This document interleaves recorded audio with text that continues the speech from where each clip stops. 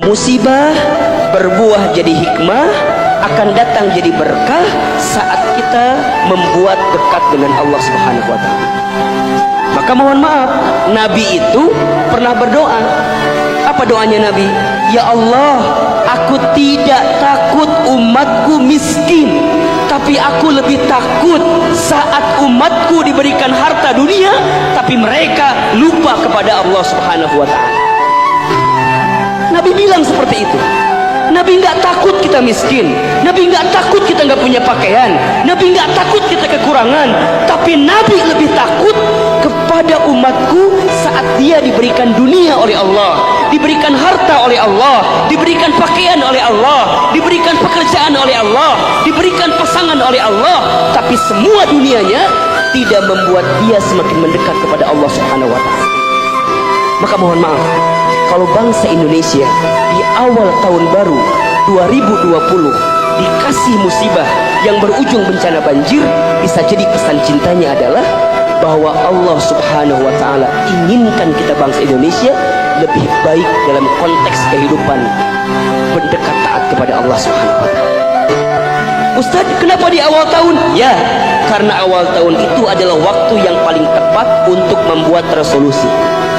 Dan teman-teman jangan kaget kalau bicara sejarah, hampir semua musibah bencana itu terjadi biasanya akhir tahun atau awal tahun di Indonesia. Betul apa enggak? Misal tahun lalu kita masih ingat ya, ada tsunami di mana? Di Anyer, di Banten. Ustadz masih hafal karena dulu tema terakhirnya tentang bab itu. Soundtracknya lagu Seventeen. Kemarin karena jadi korbannya di antara Punggawa dan personel Seventeen, itu tahun lalu. Tahun sebelumnya ada longsor di Bojonegoro, tahun sebelumnya ada gontangan gempa di Lombok dan segala macamnya. Bahkan jauh sebelumnya tahun 2004 ada tsunami yang begitu dahsyat. Di mana? Itu hampir semua akhir tahun dan mendekati awal tahun. Maka tapi pertanyaan yang paling penting, dengan musibah yang Allah datangkan membuat kita makin sadar apa enggak? Dengan musibah yang Allah hadirkan membuat kita makin evaluasi diri atau enggak? Untuk apa Ahilman? Untuk semakin mendekat taat kepada Allah Subhanahu wa Ta'ala. Ahilman, apakah ketika Allah memberikan musibah ada maksud dan tujuannya? Jelas.